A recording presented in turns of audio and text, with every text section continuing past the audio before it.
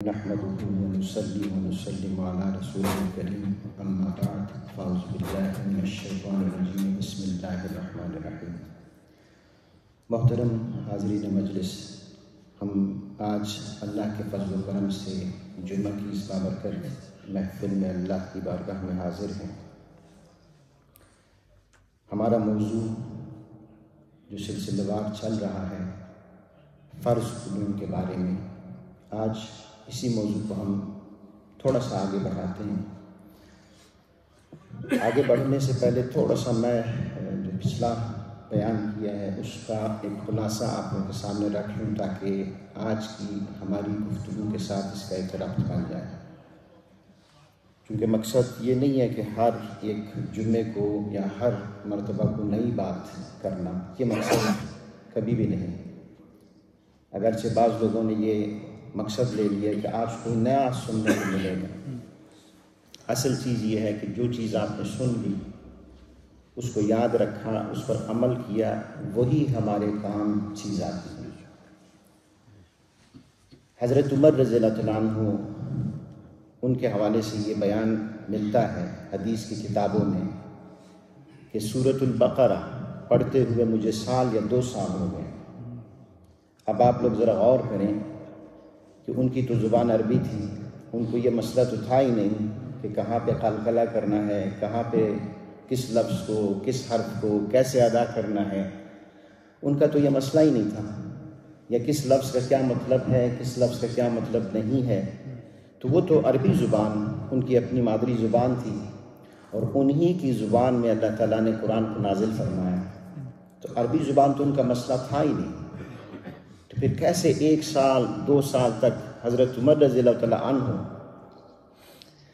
جو بعض اوقات جب بات کرتے ہیں تو اللہ تعالیٰ قرآن مجید میں وحی اتارتا تھا اور شیطان ان سے ڈر کے بھاگ جاتا تھا۔ یہ حضور علیہ السلام کی حدیث ہے کہ شیطان جس راستے پہ عمر چلتے ہیں شیطان اس راستے سے دور بھاگتا ہے،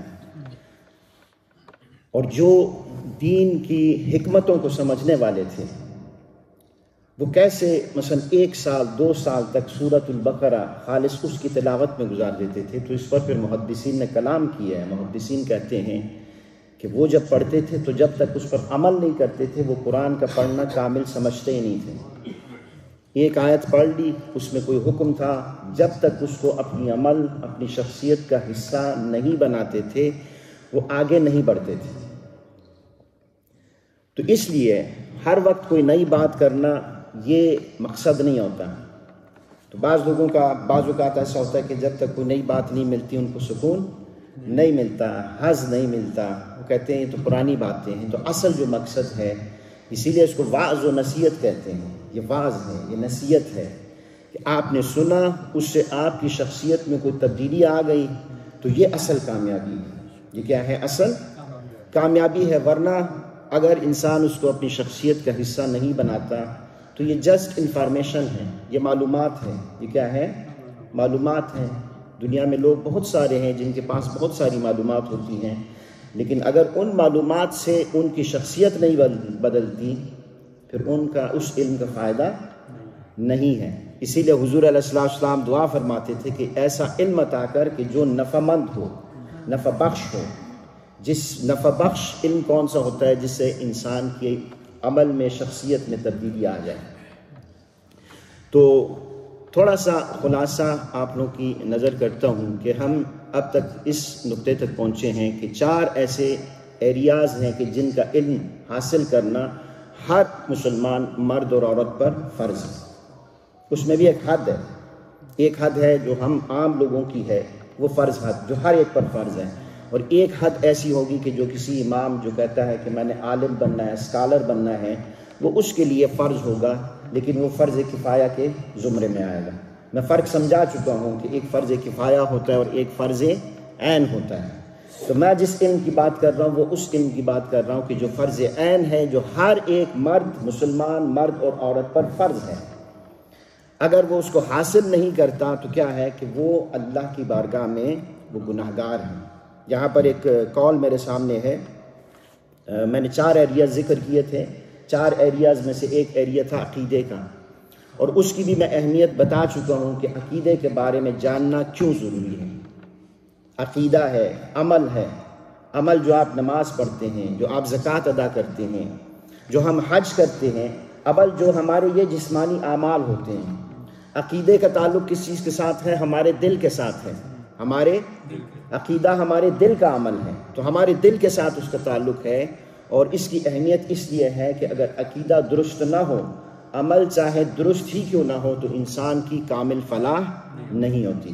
یہ میں بتا چکا ہوں، آپ لوگوں کے ذہن میں ہوگا، اور آپ لوگ ان تمام چیزوں کو کوشش کریں کہ یاد بھی رکھیں۔ اور یاد انسان تب رکھ سکتا ہے جب انسان غور سے کسی بات کو سنتا ہے۔ غور سے کیا کرتا ہے؟ کسی بات کو سنتا ہے، اور بعد میں اگر آپ لوگوں کو موقع ملے تو جا کے اس کو گھر میں بیان بھی کیا کریں، دوستوں احباب میں بیان بھی کیا کریں۔ دوستوں اور احباب میں ہم بہت ساری اور چیزیں بیان کرتے ہیں صرف وقت گزارنے کے لیے، تو اصل جو چیز ہے وہ کیا ہے؟ وہ یہ ہے کہ آپ جو ایک اچھی بات سنیں اس کو آگے منتقل کریں۔ اس کو کیا کریں؟ آگے منتقل کریں۔ حضور علیہ السلام نے فرمایا بلغوا عنی ولو آیا، مجھ سے آگے منتقل کرو، پہنچاؤ، اگرچہ ایک آیت ہی کیوں نہ ہو۔ آپ نے ایک آیت سیکھ لی، اس ایک آیت کی حد تک آپ کے اوپر فرض ہے۔ بلغو کا کیا مطلب ہے؟ مجھ سے آگے جا کے بیان کرو، منتقل کرو، لوگوں تک پہنچاؤ، بلغو۔ اور یہ امر کا صیغہ ہے۔ امر کا صیغہ کا کیا مطلب ہے؟ کہ یہ حکم ہے۔ یہ کیا ہے؟ حکم ہے۔ تو جس میں حکم حضور علیہ السلام دیں، اللہ سبحانہ و تعالیٰ حکم دے، وہ چیز کیا ہو جاتی ہے؟ فرض ہو جاتی ہے۔ وہ چیز کیا ہو جاتی ہے؟ فرض ہو جاتی ہے۔ تو آپ لوگ اپنے دوست احباب میں جا کر یہ سارا علم پھیلائیں۔ آپ کی وجہ سے کوئی ایک شخص سیدھے راستے پر آ جائے، وہ آپ کے 1000 اونٹ خیرات کرنے سے یا ہزاروں لاکھوں ملین خیرات کرنے سے زیادہ بہتر ہے کہ آپ کی وجہ سے ایک آدمی جو ہے وہ سیدھے راستے پر آ گیا، اس کو ہدایت کا راستہ مل گیا۔ جب تک وہ ہدایت کے راستے پر چلتا رہے گا، آپ کے لیے وہ صدقہ جاریہ ہوگا۔ وہ کیا ہوگا آپ کے لیے؟ صدقہ جاریہ ہوگا۔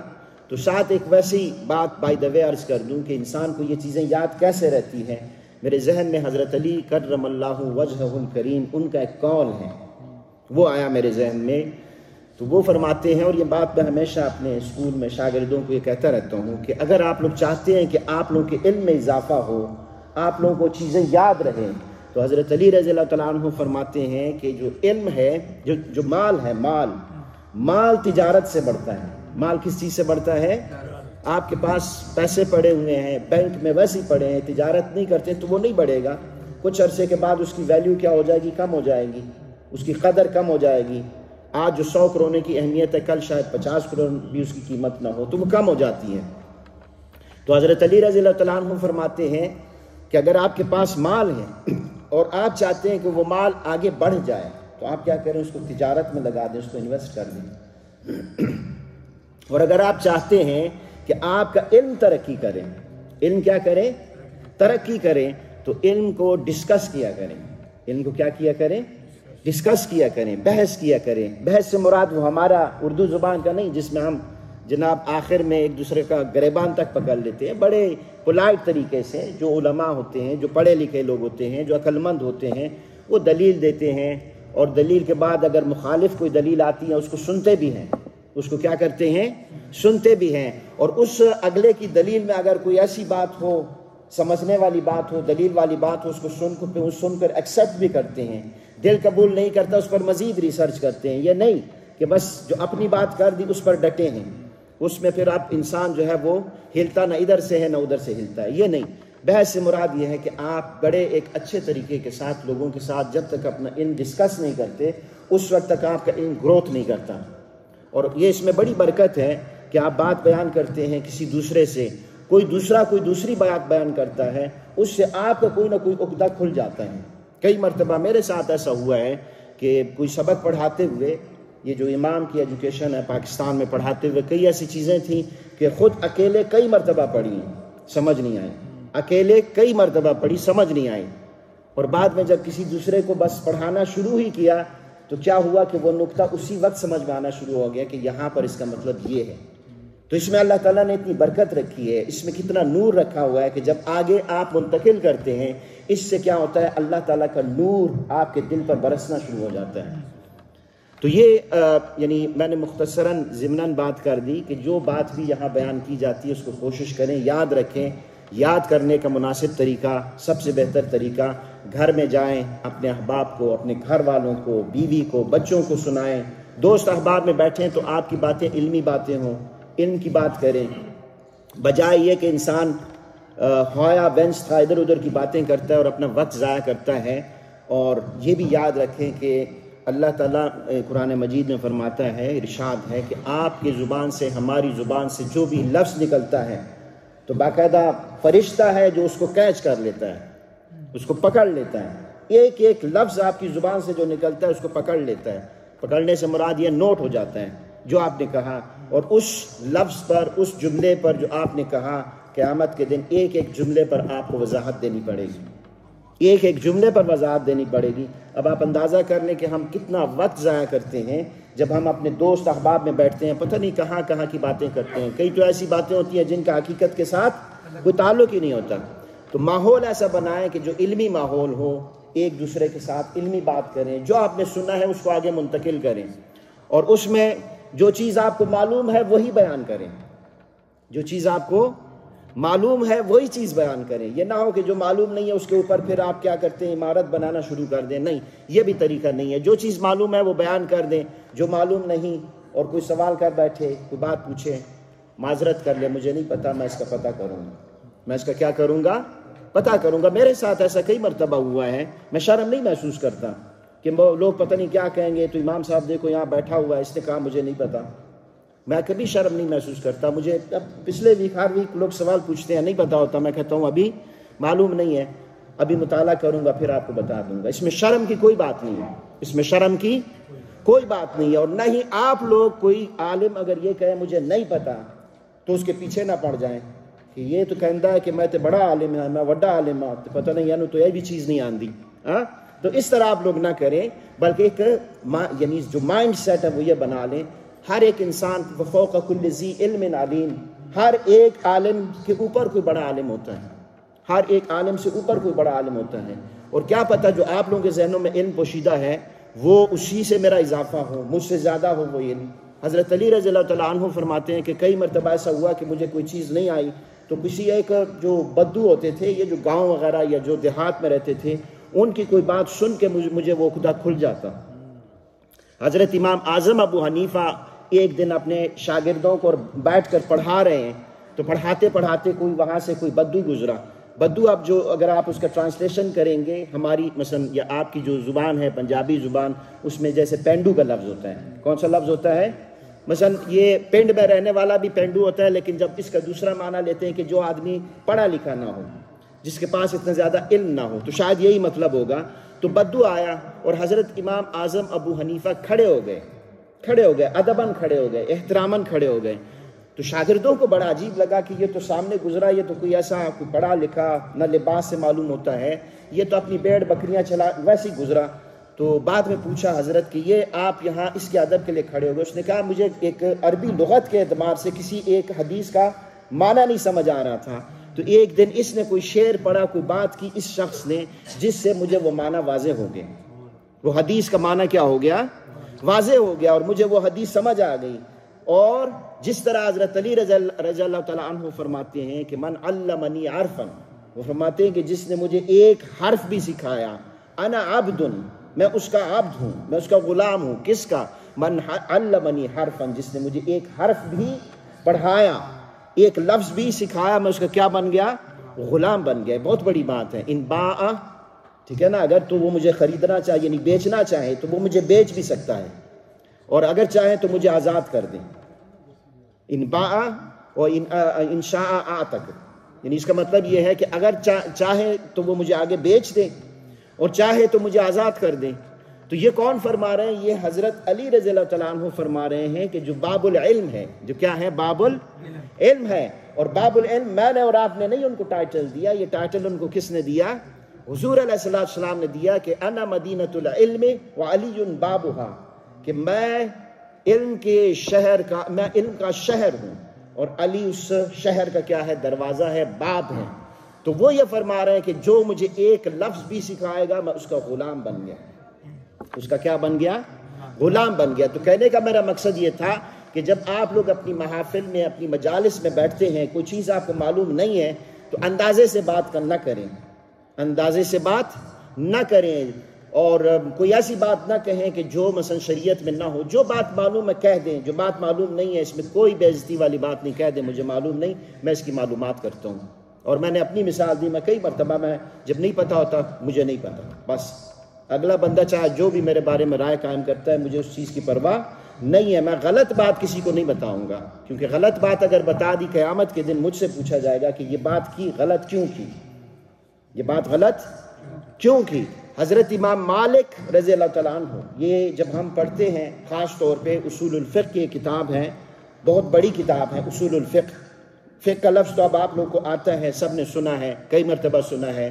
فقہ جس میں یہ نماز، روزہ، حج اور زکوٰۃ کے مسائل ہوتے ہیں سبجیکٹ میں، تو اصول الفقہ پھر ایک الگ سبجیکٹ ہے جس میں وہ پرنسپلز ہوتے ہیں کہ کس طرح کون سی چیز فرض بنتی ہے، کس طرح کون سی چیز واجب بنتی ہے، کس طرح کون سی چیز سنت مؤکدہ بنتی ہے، کون سے پرنسپلز ہیں، وہ پرنسپلز استعمال کریں تو پھر یہ چیز یہ درجات بن جاتے ہیں۔ یہ پھر ایک بہت بڑا سبجیکٹ ہے۔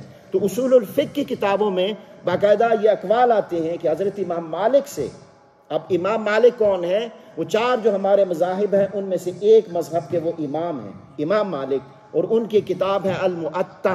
کیا کتاب ہے؟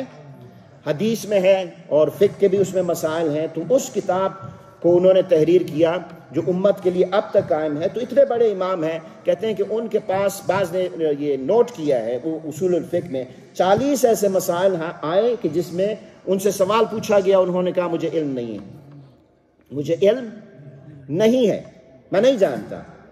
تو یہ بات کہ انی اعلم ما لا تعلمون، یہ شان کس کی ہے؟ یہ اللہ کی شان ہے کہ جو میں جانتا ہوں وہ تم نہیں جانتے۔ یہ کس کی شان ہے؟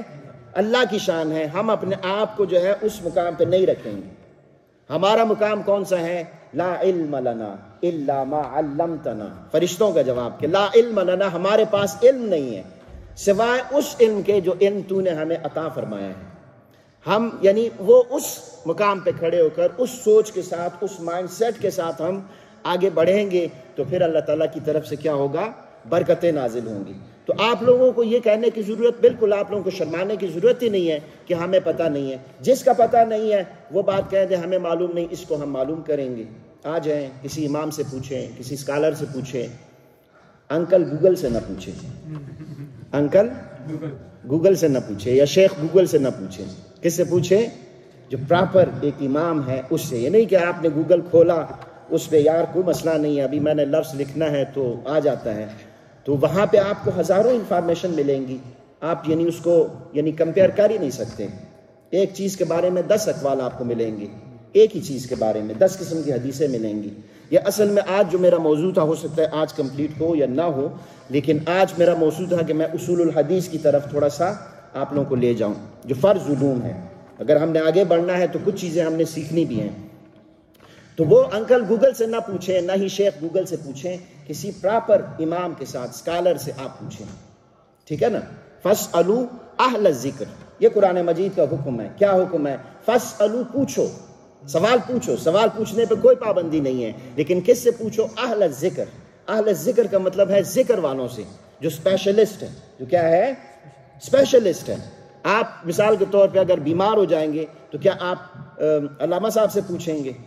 علامہ صاحب سے پوچھیں گے؟ علامہ صاحب تو مثلا جو دوائی دے گا وہ تو آپ کو زمین کے اگر 5 فٹ اوپر ہیں تو 5 فٹ نیچے چلے جائیں گے، ٹھیک ہے نا؟ نہ مجھ سے پوچھیں گے۔ آپ قاری صاحب کیا کہیں گے؟ علامہ صاحب کہیں گے کہ میں تو قاری ہوں، میں تو امام ہوں، مجھ سے آپ کوئی حدیث پوچھیں، مجھ سے آپ کوئی فقہ کا مسئلہ پوچھیں، وہ مسئلہ میں آپ کو بتا سکتا ہوں، آپ مجھ سے ڈاکٹر کا مسئلہ پوچھ رہے ہیں۔ تو یہ بات تو دیکھیں نا، ہم سب لوگ کبھی بھی کسی امام سے تو نہیں پوچھتے کہ مجھے بخار ہے تو کیا کریں۔ آپ لوگ کہاں جاتے ہیں؟ ڈاکٹر کے پاس جاتے ہیں۔ اتنا تو ہم عام زندگی میں کرتے ہیں یا نہیں کرتے؟ لیکن جب دین کی باری آتی ہے تو پھر ہم ہر ایک سے پوچھنا شروع کر دیتے ہیں، ہر ایک سے۔ یہ چیز کیا ہے؟ یہ دین کے باب میں بڑی خطرناک ہوتی ہے۔ بعض اوقات بڑے چھوٹے چھوٹے ایسے فرق ہوتے ہیں جس سے ایک انسان بہت غلط نتیجہ قائم کر لیتا ہے۔ میرے ساتھ ایسا کئی مرتبہ ہوا ہے کہ میں نے اندھا اعتماد اگر کسی کے اوپر کر لیا، اندھا اعتماد، تو کوئی حدیث اگر اس نے بیان کی اور اس سے جو مسئلہ ثابت کیا، بعد میں وہ حدیث خود پڑھی، اس پر تحقیق کی، ریسرچ کی، تو جو مسئلہ تھا وہ 180 ڈگری بالکل مختلف مسئلہ ہوتا تھا۔ ایسا میرے ساتھ کئی مرتبہ ہوا ہے، اور یہ میں اس دور کی بات کر رہا ہوں کہ جب میں 7 سال 8 سال پڑھ کے فارغ ہوا. یعنی یہ بات یعنی کوئی فخر یا اس غرور تکبر کی وجہ سے نہیں کہہ رہا، میں آپ لوگوں کو بتا رہا ہوں کہ یہ کتنا خطرناک راستہ ہے. اسی لیے تو اللہ تعالیٰ فرماتے ہیں فَاسْأَلُوا أَهْلَ الذِّكْرِ، سوال پوچھو کن سے؟ اہل ذکر، جو کہ اسپیشلسٹ ہوتے ہیں، جو اس فیلڈ میں جن کا تخصص ہوتا ہے. ایون مثال کے طور پہ جو مثلا دینی علوم ہیں، دینی علوم، تو دینی علوم میں بھی آپ کو پتہ ہے مختلف فیلڈز ہوتے ہیں. حدیث کی فیلڈ الگ ہے، فقہ کی فیلڈ الگ ہے. اب امام اعظم ابو حنیفہ وہ امام الفقہ ہے، وہ کیا ہے؟ وہ فقہ کے امام ہے. اب عقیدے کے باب میں پھر اور امام ہے، امام اشعری ہے، امام ماتوریدی ہے. یہ عقیدے کے باب میں پھر وہ امام ہے، وہ اسکالر ہے، وہ اسپیشلسٹ ہیں. پھر اس کے بعد حدیث کے باب میں آپ آتے ہیں تو امام بخاری ہے. کون ہے؟ امام بخاری ہے. تو اب جب آپ لوگ کتابیں کھولتے ہیں، امام بخاری جب فقہ کے باب میں کوئی بات کرے گا تو اس کی بات اتھینٹک نہیں سمجھی جاتی. یہ بڑا ایک اہم نقطہ ہے کہ اس کی بات اتھینٹک نہیں سمجھی جاتی. لوگ کہتے ہیں کہ یہ حدیث کا امام ہے، ان سے آپ پوچھیں حدیث کی سند پوچھیں، ان سے یہ پوچھیں کہ حدیث صحیح ہے، ضعیف ہے، حسن ہے، یہ آپ کو بتائیں گے یہ اس فیلڈ کے ماہر ہیں. ان سے اگر آپ فقہ کے بارے میں بات پوچھیں گے تو یہ فقہ کے امام نہیں ہے. اسی لیے امام بخاری کے بعض ایسے مسائل انہوں نے بیان کیے ہیں جو فقہ کی کتابوں میں بطور جیسے لطیفہ ہوتے ہیں ایسے بیان ہوتے ہیں، بطور لطیفہ. لطیفہ سے مراد یعنی کہ دیکھیں انہوں نے ایسی بات کر دی کہ جو نارمل کوئی بھی نہیں کر سکتا، کوئی بھی نہیں کر سکتا. تو اس میں بھی کیا ہے؟ اس میں بھی مختلف شعبے ہیں. تفسیر کا الگ شعبہ ہے، تاریخ کا الگ شعبہ ہے. جب آپ مثلا پوچھتے ہیں کہ میں تاریخ کے باب میں مثلا ریسرچ کر رہا ہوں تو کون ہے، تو آپ کو مثال کے طور پہ کوئی اور امام بتایا جائے گا جو تاریخ کے میدان میں کیا ہوتا ہے؟ اسپیشلسٹ ہوتا ہے. پھر یہ جو ہماری فیلڈ ہے 7-8 سال تک تو یہ ایک جیسے جنرل ایجوکیشن ہوتی ہے. ڈاکٹر بھی ہوتا ہے نا تو اس کی جنرل ایجوکیشن ہوتی ہے 5 سال یا 6 سال. اس کے بعد کیا ہوتا ہے؟ یعنی وہ 5 سال میں وہ یعنی جیسے جنرل کچھ مضامین ہوتے ہیں سب پڑھتے ہیں تو ان کو پڑھاتے ہیں، ایسا ہے یا نہیں ہے؟ اس کے بعد پھر کیا ہوتا ہے کہ وہ اسپیشل کسی فیلڈ میں اسپیشلائز کرتا ہے، ایسا ہے یا نہیں ہے؟ اسی طرح ہماری یہ درس نظامی کی فیلڈ ہے، امام کی ایجوکیشن ہے. اس میں ہم جب پڑھتے ہیں تو 7-8 سال صرف ایک جیسے کہتے ہیں نارمل، اس میں صرف ہے، عربی گرامر ہے، اصول الفقہ ہے، بالکل جنرل اصول ہیں. تو یہ پڑھ کے ایون وہ آدمی اپنے ساتھ مفتی کا لفظ نہیں لگا سکتا، اپنے ساتھ مفتی کا لفظ نہیں لگا سکتا. کیوں نہیں لگا سکتا؟ کہ اس کے بعد الگ 1-2 سال کا الگ کورس ہوتا ہے. جو افتاء ہوتا ہے، فتویٰ ہوتا ہے، اس میں باقاعدہ اس کو اسپیشلائز کروایا جاتا ہے اور وہ کسی ماہر مفتی کے ساتھ بیٹھ کر باقاعدہ 1-2 سال تک فتویٰ لکھتا ہے، کتابوں کو کنگالتا ہے. تب کہیں جا کر اس کو وہ 1 سال کی ڈگری ایشو ہوتی ہے، پھر وہ اپنے ساتھ مفتی لگا سکتا ہے، فتویٰ دے سکتا ہے، فتویٰ دے سکتا ہے. تو یہ ایسا کیوں ہے؟ کبھی ہم لوگوں نے اس چیز کے بارے میں سوچا؟ یعنی عام زندگی میں دوسری چیزوں میں آپ کو بات سمجھ آ جائے گی، لیکن دین کے باب میں پھر ہر ایک شخص جس نے ایک کتاب پڑھی بس ویسی اردو میں تو وہ اپنے آپ کو مفتی کہنا شروع کر دیتا ہے. تو ایون میں مثلا اپنی بات کر رہا ہوں، میں نے مفتی کا کورس نہیں کیا، میں نے 7 سال پڑھا ہے، پھر یہاں آ گئے. اب یہاں کوشش میں لگا ہوں کہ مجھے کوئی آن لائن کوئی کورس مل جائے تاکہ یہ مفتی کا کورس میں کر لوں. تو میں بھی فتویٰ نہیں دے سکتا، میں بھی فتویٰ نہیں دے سکتا. آپ لوگوں میں سے کئی ایسے لوگ سوال پوچھتے ہیں، میں ان کو کہتا ہوں کہ میں آپ کو اگلے ہفتے بتا دوں گا، 2 ہفتے بعد بتا دوں گا. پراپر جو مفتی ہے اس سے پوچھ کے پھر میں مسئلہ بتاتا ہوں. میں اتنی احتیاط کرتا ہوں. میں کیا کرتا ہوں؟ احتیاط کرتا ہوں. بعض اوقات جو ہوتا ہے کوئی مسئلہ کسی نے پہلے پوچھا ہوتا ہے تو وہ کلیئر ہوتا ہے. یعنی یہ نہیں کہ مطلب اب آپ لوگ اس سے نتیجہ نکال دیں کہ مجھے بالکل کچھ پتہ نہیں، پتہ ہوتا ہے. لیکن پراپر طریقہ یہ ہے کہ میں یعنی اگر اللہ کی بارگاہ میں گناہگار نہ ہونا چاہوں تو پھر میں نے پراپر مفتی سے پوچھنا ہے. وہ جب اس چیز کو اوکے کر دے گا تو آگے میں مسئلہ بتاتا ہوں، آگے کیا کرتا ہوں؟ مسئلہ بتاتا ہوں. تو یہ آپ لوگوں کو میں نے یہ بات اس لیے سمجھائی کہ آپ لوگ جب یہاں سے سیکھتے ہیں بہت شوق سے وہ جو بات آپ نے سیکھی ہے وہ آگے منتقل کر دیں، کیونکہ حضور علیہ السلام کا قول ہے بلغوا انی ولو آیا، کہ تم مجھ سے آگے بات پہنچاؤ اگرچہ وہ آیت ہی کیوں نہ ہو. ہاں وہ ایک آیت جس پر آپ کو کلیئرٹی ہو وہ پہنچا دیں. جس چیز پہ کلیئرٹی نہیں ہے تو اس چیز میں شرم کی کوئی ضرورت نہیں ہے، شرمانے کی کوئی ضرورت نہیں کہ مجھے یہ چیز معلوم نہیں ہے. اس سے انسان کی عزت میں کمی نہیں آتی، بلکہ اللہ کی بارگاہ میں انسان کا مقام اور بلند ہوتا ہے. اللہ کی بارگاہ میں انسان کا مقام اور بلند ہوتا ہے. تو تو اب آپ لوگوں نے میری گفتگو سے یہ رزلٹ تو نہیں نکالا کہ بھائی آگے بات کرنی ہی نہیں ہے، آگے بات کرنی ہے، لیکن جو بات معلوم ہے وہ بات کرنی ہے، جو بات معلوم نہیں ہے اس کے بارے میں انسان معلومات کرتا ہے، ریسرچ کرتا ہے، اور پھر اس کے بعد اللہ تعالیٰ کا کرم ہوتا ہے، اللہ تعالیٰ کا نور آپ کے دل کو کھول دیتا ہے، آپ کا دل جو ہے وہ کھل جاتا ہے۔ اور یہ دعا مانگا کریں رب اشرح لی صدری، کہ اے اللہ میرے دل کو کیا کر دے، کھول دے۔ تو یہ ایک تمہیدی گفتگو تھی پچھلی مرتبہ بھی، وہ کہ 4 ایسے ایریاز ہیں، 4 کتنے؟ 4 ایریاز ہے کہ جن کا علم حاصل کرنا کیا ہے، فرض ہے۔ اس میں عقیدے کا باب آ گیا، اس میں عبادات کا باب آ گیا کہ عبادات وغیرہ یہ جو ہے ان کا علم حاصل کرنا کیا ہے، فرض حد تک ہر ایک مسلمان پر فرض ہے۔ یہ انشاءاللہ یہ جو سلسلہ چلے گا تو اس میں پھر ہم درجہ بدرجہ عقیدے کو بھی لیں گے، اس کے بعد ہم عبادات کو بھی لیں گے، اور اس کے بعد معاملات سے مراد ہے کہ آپ لوگ مثال کے طور پہ ایک انسان کا دوسرے انسان کے ساتھ کیا تعلق ہے، اور معاملات یہ بہت بڑی وسیع فیلڈ ہے۔ معاملات کیا ہے؟ بہت وسیع فیلڈ ہے۔ نارمل تو ہم یہ سمجھتے ہیں کہ شاید مثال کے طور پہ نکاح کا مسئلہ ہو گیا، طلاق کا مسئلہ ہو گیا، تو اس وقت فون کرتے ہیں امام صاحب کو یہ مسئلہ پیش آیا، شاید صرف یہ مسائل جو ہیں یہ معاملات میں ڈسکس ہوتے ہیں۔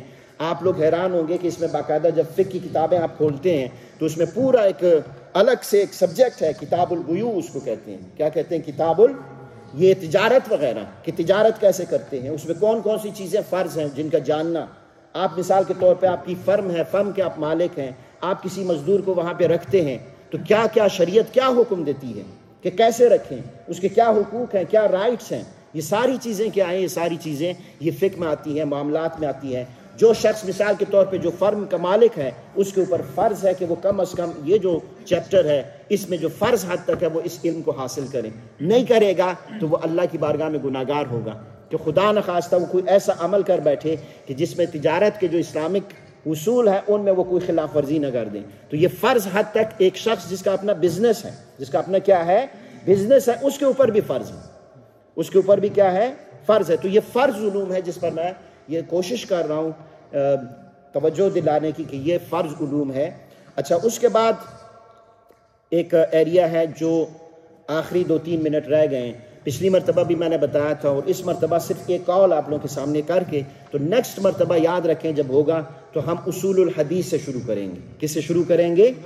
اصول الحدیث سے، کیونکہ یہ جو فرض علوم ہے، فرض علوم پھر جیسے ایک عمارت ہوتی ہے، ایک عمارت کی فنڈامنٹ ہوتی ہے، اس کی بنیاد ہوتی ہے، اگر بنیاد صحیح نہیں ہوگی تو اس کے اوپر عمارت بن نہیں سکتی۔ تو اس لیے اصول الحدیث کا اتنا حصہ جو فرض حصہ ہے کہ جس سے ہم سب کی کیا ہو جائے، بنیاد بن جائے۔ تو اب وہ جو آخری ایریا ہے وہ کون سا تھا؟ وہ تھا منجیات کا، جو بیان کیا ہے کہ وہ چیزیں کہ جو ہمیں نجات دلانے والی ہے اللہ کی بارگاہ میں، اچھے اعمال، اور ایک ہے مہلکات۔ کیا ہے؟ مہلکات، جو ایک انسان کو ہلاک کرتی ہیں، جو انسان کو کیا کرتی ہیں، ہلاک کرتی ہیں۔ اب یہ جو مہلکات ہیں ان کے بارے میں اعلیٰ حضرت فرماتے ہیں، کیا کون فرماتے ہیں؟ اعلیٰ حضرت احمد رضا خان فاضل بریلوی، وہ فرماتے ہیں، فتاوی رضویہ ان کی کتاب ہے، بہت بڑی کتاب ہے، کبھی انشاءاللہ موقع ملا تو اس کو بھی ہم کبھی کبھی پڑھیں گے۔ وہ یہ فرماتے ہیں کہ محرمات باطنیہ، یعنی وہ جو باطنی امور ہیں، جو حرام امور ہیں، مثلاً تکبر، مثلاً ریا کرنا، ریا سے مراد ہے کہ لوگوں کے سامنے عبادت کرنا، اس لوگوں کے لیے عبادت کرنا، ان کا علم حاصل کرنا، یہ بھی مسلمان کے اوپر کیا ہے، فرض ہے۔ یہ بھی مسلمان کے اوپر کیا ہے، فرض ہے۔ نارمل تو ہم یہ چیز سمجھتے ہیں کہ چلو امام سے مسئلہ معلوم کریں نماز کا، یہ بہت اچھی بات ہے، لیکن یہ دل میں مثال کے طور پہ کوئی حسد ایک انسان محسوس کرتا ہے تو ہم میں سے کوئی شخص اس کے بارے میں سوچتا ہی نہیں ہے، ہم بس یہ کہہ دیتے ہیں، جیسے ڈینش سوسائٹی میں ہم رہتے ہیں، تبا لیما تبا نمیلت et men hadde de jealousy følelser det følelser تو اس کے بعد یا مطلب فورسٹ میں دی، مطلب اس طرح کا ایک مائنڈ بن گیا نا اسکولوں میں بچوں کا، بچہ غصہ کرتا ہے، ٹیچر کہتے ہیں دی لیما تبا نمیلت نسو علی تو کساکنس پلیز سوا، اس طرح کہتے ہیں اس کو نا، تو وہ ایک مائنڈ بن جاتا ہے، حالانکہ یہ کیا ہے، یہ بیماری ہے، یہ کیا ہے، بیماری ہے، یہ زہر ہے جو دل میں ہے، تو اس کا علاج ضروری ہوتا ہے۔ لیکن ہم لوگ چونکہ اس سوسائٹی میں رہتے ہیں تو ان چیزوں کو ہم بیماری سمجھتے نہیں ہیں۔ اعلیٰ حضرت فرماتے ہیں ان کا علم بھی حاصل کرنا کیا ہے، یہ فرض ہے۔